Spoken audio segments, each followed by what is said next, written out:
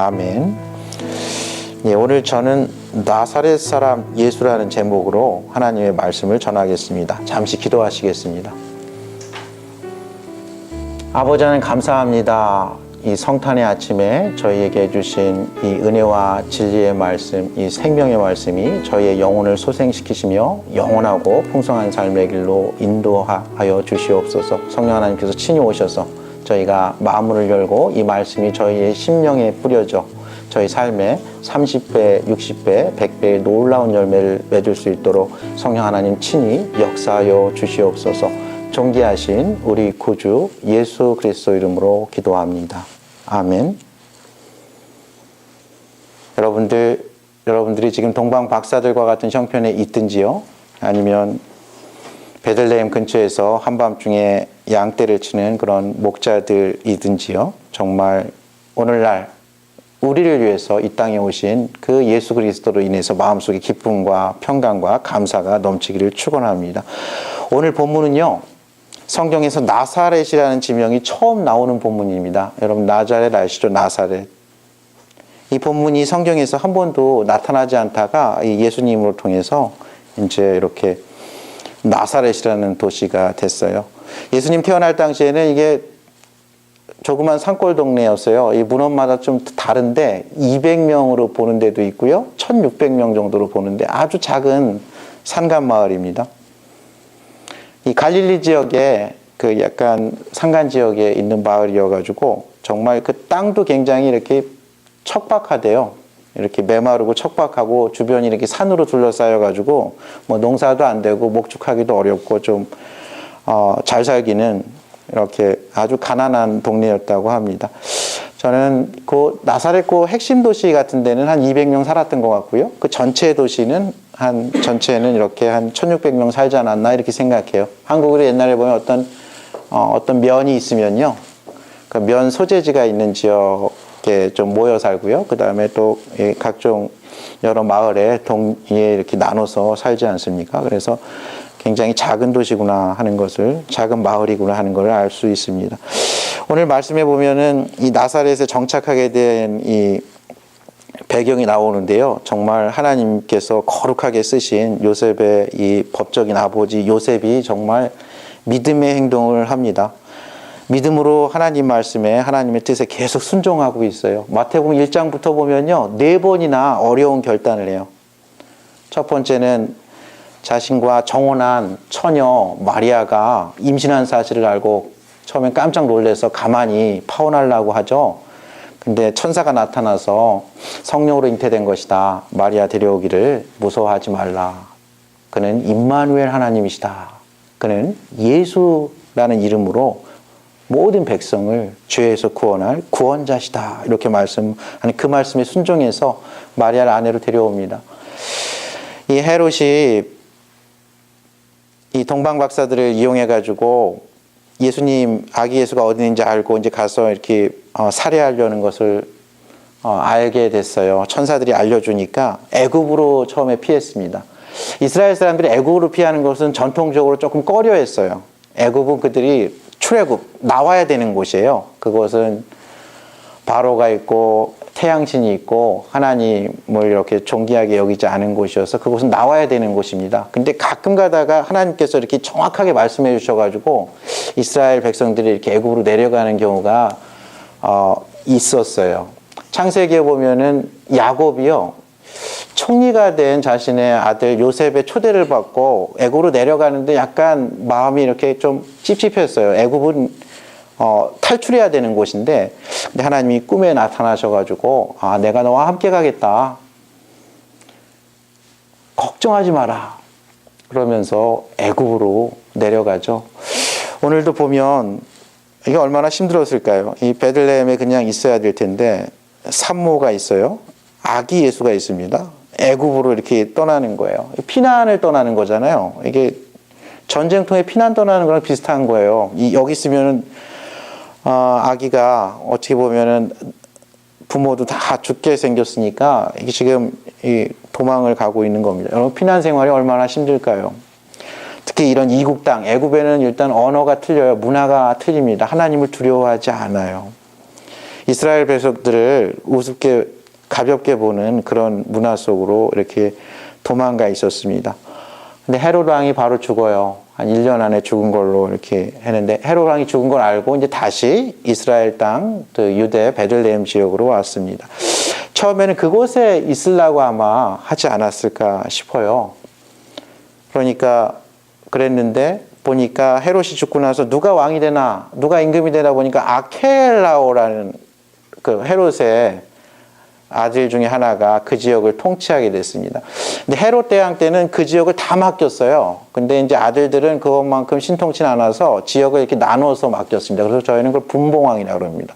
여하튼 이 유대 요 사마리아 이 이두메 지역은 이 아켈라오가 맡았는데 이 사람 잔인하기가 또 헤롯 아버지 뺨치는 사람이에요. 자신들한테 이렇게 좀 저항한 사람들, 이스라엘 백성들이 보기에는 조금 애국자고요. 로마에서 보기에는 약간 반역자 같은 사람들을 이스라엘 사람들이 이렇게 그들을 이렇게 추모하면서 이렇게 소위 데모를 했거든요. 근데 그것을 군대를 동원해가지고 3,000명을 싹 죽여버립니다.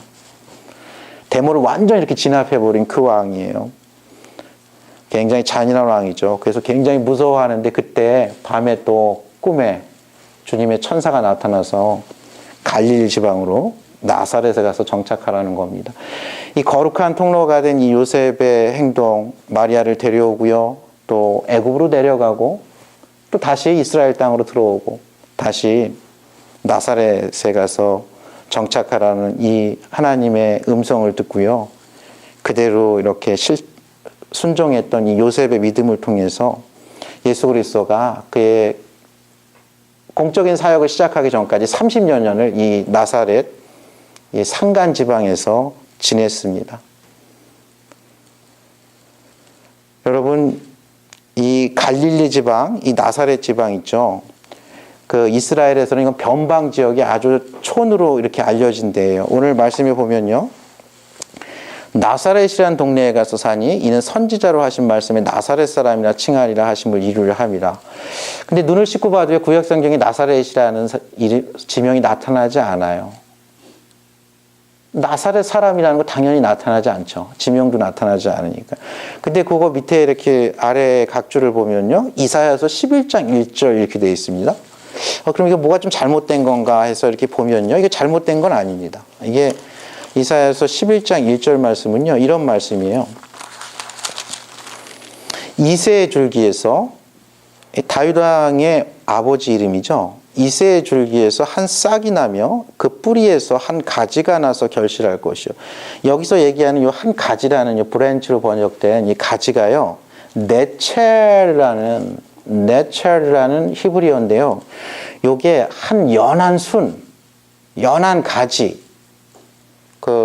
여러분들 나무 옛날에 이렇게 베어버리면요, 이렇게 딱 베어버리면은 그걸 그루터기라 그러죠. 근데 이게 뿌리가 이제 살아있으니까요, 어느 정도 시간이 지나면 옆에 쭈삣쭈삣하고 연한 순 같은 게 이렇게 가지가 이렇게 돋아나는 경우 보셨을 거예요. 그것을 네체르라고 합니다. 그 네체르와 나사렛이 어원이 같아요. 그래서 이것을 그 밑에 써놓은 겁니다. 이 나사렛 사람이라는 것은 이 예수님 때문에 알려진 이 유명한 지역이 되었어요. 그전에는요, 사람들이 알아주지 않는 동네예요. 일단 갈릴리 지방 자체가 변방입니다. 여기서 선지자로 하신 말씀 나사렛 사람이라는 건요, 선지자들로 통해서 나사렛 사람이랑 이건 하찮은 사람, 보잘것없는 사람 이런 뜻이에요. 우리나라 옛날 속담에 여러분 그런 속담 아세요? 개천에서 용난다. 개천에서 용난다. 조그만 개울에서 용이 난다는 거예요. 정말 이렇게 보잘것없고 배경도 보잘것없고 부모님도 그렇고 환경도 그런데 대단히 훌륭한 인물이 나왔을 때 우리는 개천에서 용이 난다고 합니다. 요즘은 그것도 점점 더 힘들어진다고 얘기하죠. 그러니까 요즘 말로 하면 흙수저로 태어나가지고 자수성가 해가지고 큰 업적을 이뤘을 때 저희는 개천에서 용을 난다고 합니다. 갈릴리 지방이 개천 같은데요. 그 선지자들이 계속 그렇게 얘기했어요. 이사야 선지자도요. 이사야서 9장에 보면요. 전에 고통받던 자들에게는 흑암이 없으리로다. 옛적에는 여호와께서 스불론 땅과 납달리 땅에 멸시를 당하게 하셨던 이 스불론 땅과 납달리 땅이 갈릴리 지역이에요. 옛날에는 스불론 땅과 납달리 그 지파에게 나누어 준 땅이죠. 후에는 해변길과 요단 저쪽 이방의 갈릴리를 영화롭게 하셨느니라. 이거 이스라엘의 변방이거든요. 이스라엘의 이 국경이란 말입니다. 그런데 이걸 갖다가 이방의 갈릴리라 그랬어요.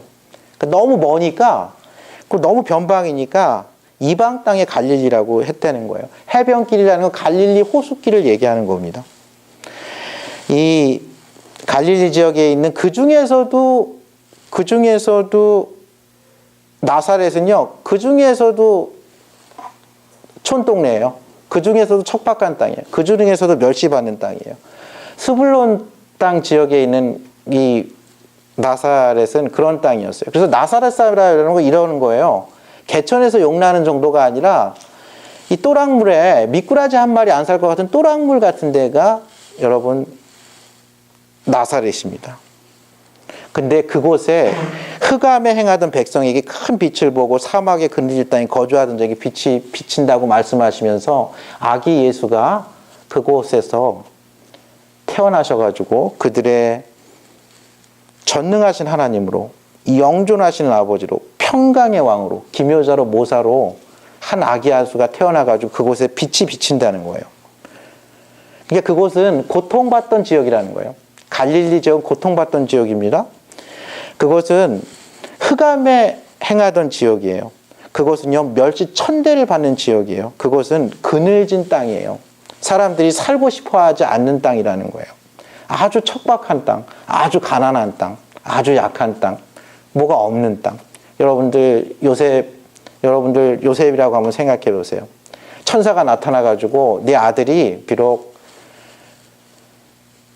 지금 이렇게 처녀의 몸에서 잉태됐지만 결국은 그는 메시아가 될 거다. 임마누엘 하나님이 될 거다. 모든 백성을 구원할 구원자가 될 거다. 이스라엘 백성들은 내내 그 그리스도 예수 메시아를 기다렸습니다. 그랬을 때 요셉이 어땠을까요? 가능하면 유대 예루살렘에서 키워야겠다 이런 생각이 안 들었겠어요? 여러분들 예루살렘이요 정말 치우쳐도 너무 치우친 도시죠. 예루살렘에서만 성전 예배를 드렸어요. 종교의 중심지예요. 예루살렘에만 정치의 중심지예요. 사법의 중심지입니다. 행정의 중심지예요. 모든 사회, 문화, 교육이 그곳에서 다 이루어졌어요. 좀 머리깨나 있는 율법학자들 다 성전에서 토의했습니다. 여러분 거기서 키우고 싶지 않았겠어요? 근데 이 나사렛 촌동네 기록도 없어요. 누가복음 2장에 예수님께서 12살 때 그런 일이 있었죠. 성전에 가서 길 잃어버리고 그때 어머니 왜 나를 찾으시나이까 내가 아버지 집에 있어야 될 줄 모르겠나이까 하고 다시 나사렛으로 돌아오죠. 그때 예수님의 지혜와 키가 계속 자라고 하나님과 사람들에게 은총과 귀중히 여김을 받았다. 예수님이 완전한 인간으로 오셔가지고요. 우리처럼 키가 자랐다는 거예요. 우리처럼 지혜가 자랐다는 거예요. 우리처럼 사람들과 어떻게 대화하면서 인간관계를 맺으면서 살아가는 걸 배워갔다는 거예요. 하나님을 아는 지식이 하나님을 경외하는 영이 이렇게 점점 충만해졌다는 거예요. 여러분들 도마복음이나 이런 위경, 그러니까 우리가 정경이라고 생각하지 않은 그런 복음에는요, 예수님이 어렸을 때 막 홍길동처럼 막 무협지에서 날고 기는 얘기가 나오는데 그건 성경적이지 않습니다. 성경이지 않죠.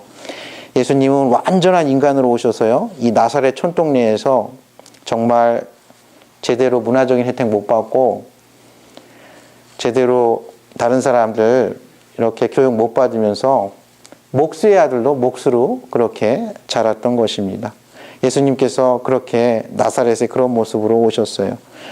이 나사렛은 또 어떤 지역이냐면요, 이 개천과 같은 갈릴리 사람들도 무시하던데요. 그러니까 나사렛은 진짜 똑똑하고 정말 진실한 사람도 무시하던 곳입니다. 요한복음 1장에 보면요, 예수님의 제자들이 이렇게 예수님께 나오는 걸 소개하는데요. 거기서 빌립이라는 제자가요, 이 갈릴리의 그 베세다 출신의 빌립이요, 갈릴리 가나 지방에 있는 나다나엘을 예수님을 와서 보라.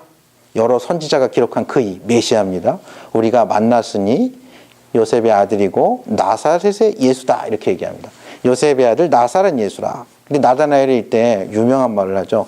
나사렛에서 무슨 선한 것이 날 수 있느냐 이렇게 얘기합니다. 예수님은 나다나엘을 칭찬해요. 참으로 진실한 그 속에 간사한 사람이 없다라고 이렇게 얘기합니다. 그 속에 간사한 사람이 없는 진실한 사람들이 볼 때 나사렛에서는 선한 것이 날 수 없는 지역입니다. 여러분들 이 나다나엘을 보통 저희는 바돌로메, 예수님의 12주자 중에 바돌로메로 봅니다. 나다나엘도 갈릴리 출신이에요. 이방의 그 흑암의 땅 갈릴리 출신인데 거기서도 그 사람들도 그 갈릴리 지역에서도 그래도 이렇게 좀 괜찮은 데가 있고요. 아닌 데가 있는데 나사렛은 개천에서 보기도 너무 미꾸라지 한 마리 살 수 없는 또랑물이라는 거예요. 그런 데서 예수님이 자랐습니다. 시편에도 보면요. 예수님이 어떤 모습으로 사역할지에 대해서 이렇게 이야기합니다. 시편 다윗의 기도 시편 22편에 보면요. 이것은 메시아의 사역을 이렇게 예표하고 있는 메시아적 예언시 중에 하나인데요. 1절이 내 하나님이여 내 하나님이여 어찌 나를 버리셨나이까. 엘리 라마 사박단이라는 그 예수님께서 십자가상에서 말씀하신 그 구절이 있는 구절입니다. 어찌하여 멀리하여 돕지 아니하시오며 내 신음소리를 듣지 아니하시나이까. 6절에 보면요. 나는 벌레요 사람이 아니라 사람의 비방거리요 백성의 조롱거리니이다. 예수님께서요. 그렇게 누추한 모습으로 정말 그루터기 같은 곳에서 삐죽하고 나타난 정말 나사렛 이 촌동네에서 이렇게 태어난 그렇게 비천한 신분으로 멸시받는 신분으로 왔다고 말씀하고 있습니다. 저희가 예수님 영화들 보면요. 특히 뭐 더 Son of God 이런 거 보면요. 예수님 정말 멋있게 나와 있죠. 그러나 성경적이지 않은 것 같아요. 이사야 선지자 53장에서 우리에게 메시아로 오신 그 고난받는 종에 대해서 이렇게 이야기합니다. 그는 주 앞에서 자라나길 연한 순 같고 마른 땅에서 나온 뿌리 같아서 고운 모양도 없고 풍채도 없은즉 우리가 보기에 흠모할 만한 아름다운 것이 없도다. 그가 태어난 지역이요 나사렛이라는 거예요. 마른 땅이라는 거예요. 여러분들 마른 땅에서 순이 나봤자 바로 죽죠. 연한 순이라는 거예요. 고운 모양도 없고 뿌리도 연약해가지고요. 우리 애가 보기에 이거 뭐 떡잎부터 아는데 떡잎이 현찮다는 거죠. 그의 과정도 그래요. 그는 멸시를 받아 사람들에게 버림받았으며 그는 멸시를 받았죠. 강고를 많이 겪었으며 질고를 아는 자라. 멸시를 알고 강고를 알고 질고를 아는 자. 마치 사람들이 그에게서 얼굴을 가리우는 것 같이 멸시를 당하였고 우리도 그를 귀히 여기지 아니하였도다. 사람들이 그를 멸시해서요. 가끔 투명인간 취급했다는 거예요. 굉장히 무시했다는 거예요. 실제로 갈릴리 유대인들이 나사렛 예수라고 하는 건 그를 멸시천대하게 사는 얘기예요. 나사렛 출신 예수라는 거예요. 근데 참 신기하게도 갈릴리 사람 나다나엘도 천대를 했지만요. 이 나사렛 사람도 나사렛에 있는 사람들도 예수님을 갖다가 멸시천대했어요. 한 번은 예수님께서 가버나움에서 큰 사역을 하셨죠. 큰 사역을 하시고 다시 이제 자기 고향 나사렛의 회당에 와가지고 말씀을 전하는데요. 그때 이사야서에 이런 말씀을 전했어요. 주의 성령이 내게 임하셨으니 이는 가난한 자에게 복음을 전하게 하시려고 내게 기름을 부으시고 나를 보내사 포로된 자에게 자유를 눈먼 자에게 다시 보게 함을 전파하며 눌린 자를 자유롭게 하고 주의 은혜를 전파하게 하려 하십니다. 이 말씀을 전했어요.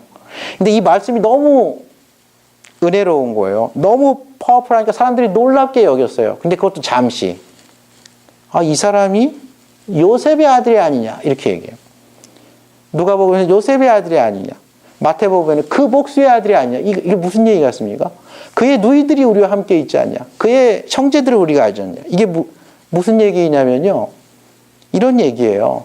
말씀은 좋다.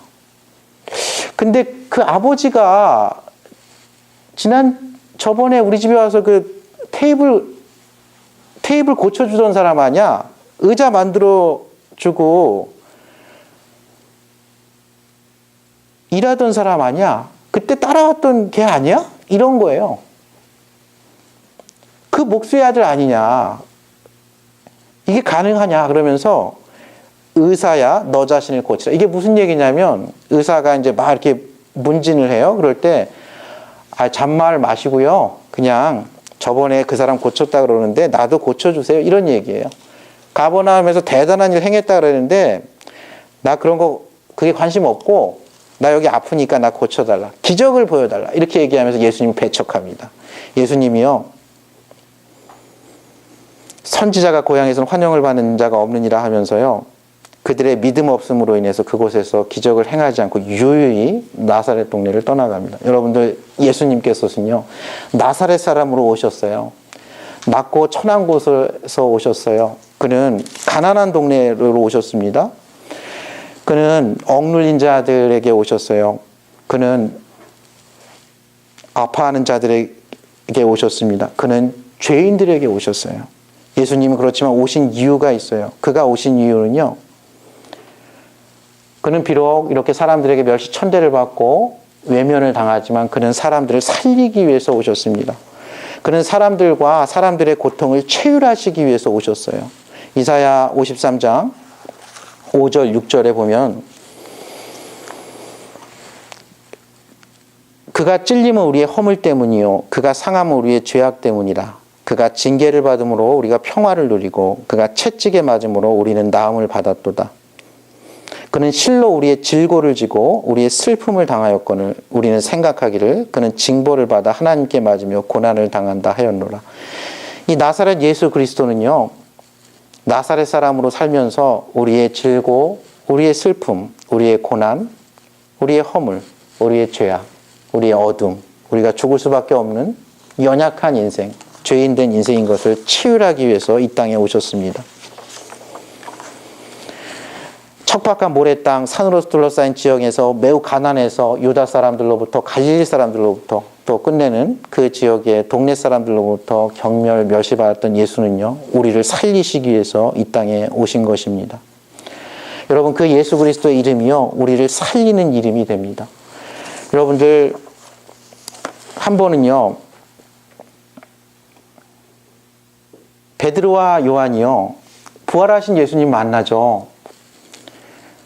그리고 성령의 충만함을 입어요. 그들이 오후 3시에 이제 성전에 기도하러 올라가는 길이었습니다. 여러분 사도행전 3장, 4장에 보면요. 그 상황이 나와 있어요. 근데 거기서 나면서부터 안진뱅이 된 사람이 앉아서 국어를 하고 있습니다. 아마 평생 국어를 했겠죠. 40년간 국어를 했어요. 근데 국어를 할 때는 뭐 사람들 볼 필요가 없잖아요. 근데 베드로가 요한이 가다가 그를 주목해 봅니다. 관심을 가져요. 그러면서 우리를 보라 그럽니다. 그러니까 이제 거지가 딱 보니까요. 무엇을 줄까? 나를 보라고까지 하네 하는데 베드로가 그렇게 얘기하죠. 은과 금은 내게 없거니와 내게 있는 이것을 내게 주노니 나사렛 예수 그리스도의 이름으로 일어나 걸으라 해서 일어나 걷습니다. 그리고 생전 처음으로 성전으로 들어가서 걷기도 하고 뛰기도 하면서 생전 처음으로 그곳에서 하나님께 찬송하고요. 모든 사람을 놀라게 하는 그런 사건이 일어나요. 베드로가 어떤 베드로였죠? 그는 예수님이 잡혀가시던 밤에 두려움에 계집종에게도 난 예수를 모른다. 너 갈릴리 사투리 쓰는데 아니야? 그러니까 아니다 그러면서 3번이나 부인하죠. 그 베드로가 이 부활하신 예수님께 소명을 받고 성령의 충만함을 입더니요. 담대해졌어요. 은과 금은 내게 없거니와 너가 찾는 세상적인 것은 나에게 없다고 딱 선을 긋습니다. 여러분들 예수 그리스도에게 저희는 구해야 할 게 은과 금이 아닙니다. 그러나 예수 그리스도에 있는 것 나사렛 예수 그리스도의 그 이름을 의지하면요. 인생이 바뀌어요. 새로운 인생이 됩니다. 안진뱅이가 일어나 걸을 수 있어요. 앉아있던 사람이 뛸 수 있어요. 성전에 들어가지 못한 사람이 성전에 들어갈 수 있습니다. 하나님께 찬양이라는 걸 모르는 사람이 찬송할 수 있어요. 놀랍게 변화돼요. 이들은 박해를 받죠. 사도행전 4장에 보면 종교 지도자들이 너희가 무슨 권세와 누구의 이름으로 이 일을 행했느냐고 얘기합니다. 베드로가 그때 성령이 충만해서요. 백성의 관리들과 장로들에게 이렇게 얘기합니다. 만일 병자에게 행한 착한 일에 대하여 이 사람이 어떻게 구원을 받았느냐고 우리에게 질문한다면 너희와 모든 이스라엘 백성들은 알라. 너희가 십자가에 못 박고 하나님이 죽은 자 가운데서 살리신 나사렛 예수 그리스도의 이름으로, 나사렛 예수 그리스도의 이름으로 이 사람이 건강하게 되어 너희 앞에 섰느니라. 나사렛 예수 그리스도의 이름으로 저희는 건강하게 될 수 있습니다. 나사렛 예수 그리스도의 이름으로 저희는 어둠을 이기고 빛이 될 수 있어요. 나사렛 예수 그리스도의 이름으로요, 저희는 사망을 이기고 생명에 이를 수 있어요. 나사렛 예수 그리스도의 이름으로요, 저희의 억눌렸던 모든 것을 하나님께서 자유케 하실 수 있습니다. 나사렛 예수 그리스도의 이름으로요, 저희는 영원하고 풍성한 생명의 길로 인도함을 받을 수 있습니다. 나사렛 예수 그리스도의 이름은요, 유대인이나 헬라인이나 누구에게나 구원을 주시는 하나님의 능력의 이름입니다. 로마서 1장 16절 17절 사도 바울의 이야기입니다. 내가 복음을 부끄러워하지 아니하노니 이 복음은 모든 믿는 자에게 구원을 주시는 하나님의 능력이 됩니다. 첫째는 유대인에게요, 둘째는 헬라인에게로다. 오직 의인은 믿음으로 말미암아 살리라고 했어요. 사도 바울은 고린도전서 1장에서 우리들 중에 문벌이 좋고 학벌이 좋고 금수저가 별로 없다 그랬어요. 여러분들 실제로 예수님의 12 제자 중에 유대 출신 딱 한 명입니다. 누군지 아세요? 유대 가룟 지방에서 있는 가룟 유다가 유대 출신이에요. 어떤 사람은 그렇게 얘기했어요. 요즘 대기업 입사 면접 시험을 본다면 아마 예수님의 제자들 중에서 가룟 유다만 합격했을 정도의 스펙을 갖고 있고 나머지는 다 불합격했을 거라 그래요. 가룟 유다가 아마 합격해서 아마 재정 회계 그런 일 했겠죠. 실제로 가룟 유다가 죽고 예수님이 승천할 때, 예수님이 승천하고 나서 사도행전 1장에 보면은 멀뚱멀뚱 승천한 하늘만 쳐다보고 있으니까 두 천사가 나타나서 이렇게 얘기합니다. 갈릴리 사람들아, 이렇게 얘기해요. 그러니까 예수님의 대부분 따르던 마지막까지 따르던 다 갈릴리 사람들이었다는 거예요. 다 개천에서 있었던 사람들이에요. 여러분들 그 서양의 두 가지의 큰 문화의 두 가지 축이 있는데요. 하나는 헬레니즘 문화고요. 하나는 헤브라이즘 문화입니다. 헬레니즘 문화는 지혜를 추구하죠. 정말 지혜자들이에요. 헤브라이즘 문화는 하나님의 능력을 추구해요. 하나님의 표적, 기적을 추구합니다. 유대인은 그래서 표적을 구하죠. 표적을 많이 본 민족입니다. 헬라인은 지혜를 찾죠. 그러나 예수 그리스도가요, 처녀의 몸에서, 그것도 가난한 목수의 아들로 태어난 것, 결코 기적이라고 하기엔 너무 약하죠. 예수 그리스도가 나사렛 지방에서 이렇게 자란 거 참 지혜자들과 사귀면서 교육받고 배우기에는 너무 미천한 마을이죠. 예수 그리스도가 왕으로 가가지고 로마를 무찌르고 경제적으로 군사적으로 모두 해방시키고 잘 먹게 잘 살고 해줄 줄 알았는데 자기도 구원 못하고 십자가에 가서 십자가에 달려서 그 정말 그 처참하게 조롱과 핍박을 받으면서 제자들도 다 떠나고 그렇게 죽는 것, 유대인들이 그걸 받아들일까요? 기적을 바라는 유대인들에게는 거리끼는 것입니다. 이방인에게는 미련한 것이에요. 사도 바울은 이렇게 얘기합니다. 십자가의 도가 멸망하는 자들에게는 미련한 것이요 구원을 받는 우리에게는 하나님의 능력이라. 하나님의 지혜에 있어서는 이 세상이 자기 지혜로 하나님을 알지 못하므로 하나님께서 전도에 미련한 것으로 믿는 자들을 구원하시기를 기뻐하셨도다. 유대인은 표적을 구하고 헬라인은 지혜를 찾으나 우리는 십자가에 못 박힌 그리스도를 전하니 유대인에게는 거리끼는 것이요 이방인에게는 미련한 것이로되 오직 부르심을 받은 자들에게는 유대인이나 헬라인이나 그리스도는 하나님의 능력이요 하나님의 지혜니라. 하나님의 어리석음이 사람보다 지혜롭고 하나님의 약하심이 사람보다 강하니라. 오늘 성탄절 저와 여러분은요, 우리를 살리시기 위해서 이 땅에 정말 가난하고 연약한 마을에 가난하고 연약한 육신의 부모를 입고 이 땅에 오신 나사렛 예수에 대해서 말씀을 이렇게 나누고 있습니다. 그가 오신 이유요, 그가 약하기 때문에 그렇게 오신 게 아니에요. 오늘 저희가 함께 찬양했죠. 그는 모든 능력과 모든 권세를 가지신 모든 열방의 메시아이십니다. 그는 세상이 측량할 수 없는 지혜를 가지고 계세요. 그는 모든 만물의 창조주십니다. 모든 나라, 모든 보좌 그가 세우기도 하고 멸하기도 하십니다. 이 세상의 모든 경이로움, 모든 값진 보물 하나님의 영광에 비하면 너무 가볍습니다. 그는 존귀하신, 영광받기에 합당하신 만왕의 왕, 만주의 주십니다. 그가 이 땅에 오신 것, 오늘 찬양 저희 불렀죠. 그가 이 땅에 오셔서 십자가에서 죽으신 것, 버림받고 외면당하신 것, 장미꽃처럼 죽으신 것, 그 모든 것 위에 모든 것 대신 모든 것을 창조하시고 주관하시는 분이요, 그 모든 것보다 나를 생각하셔서 십자가에 달려 죽으시기 위해서, 그는 죽기 위해서 이곳에 왔다는 거예요. 나를 살리시기 위해서, 저와 여러분을 살리시기 위해서 왔다는 겁니다. 그는 왜 나사렛에서 태어나셨을까요? 그는 우리가 나사렛과 같은 이 광야와 같은 인생길을 살면서 우리를 치유하시기 위해서 오신 거예요. 우리가 약할 때 강함을 주시고요, 우리가 가난할 때 우리를 부욕해 해주시기 위해서 오신 겁니다. 나사렛 예수 그리스도의 이름은요, 안진뱅이를 일으키는 능력의 이름이에요. 나사렛 예수 그리스도의 이름은요, 죄와 사망 권세를 이기고 우리를 영원하고 풍성한 생명의 길로 인도하는 그런 이름입니다. 그 이름이요, 이 성탄의 시즌에 저희가 더욱더 의지하는 이름이 되길 원합니다. 이 성탄의 시즌에 우리가 더욱더 예배하는 이름이 되길 원해요. 이 성탄의 시즌에 저희가 더욱더 감사하는 이름이 되길 원합니다. 무엇보다도 이 성탄의 시즌에 우리가 기도하며 아직 예수 그리스도를, 이 나사렛 예수 그리스도의 이름을 잘 모르는 영혼들을 위해서 중보하는 그 능력의 이름이 되기를 주님의 이름으로 축원합니다. 함께 기도하시겠습니다.